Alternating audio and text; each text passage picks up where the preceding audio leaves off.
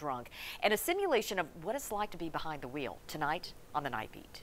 The Heartland series. It's a good two-legged dog story. Their service and sacrifice. Thanks for watching, and have a good night. And finally, a nonprofit looks to uncover lost stories of African American women in Tennessee. 10 News reporter Gabrielle Hayes has the story for us.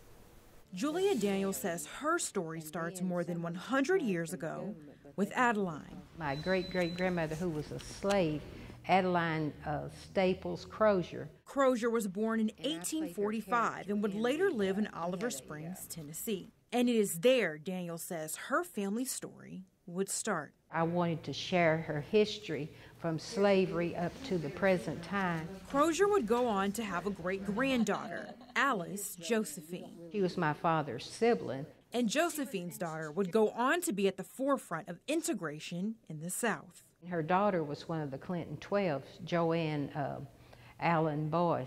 This story is one of many Daniel and others shared Friday with the Protecting the Legacy Project. The initiative works to uncover, scan, and archive stories of African American women well before 1930.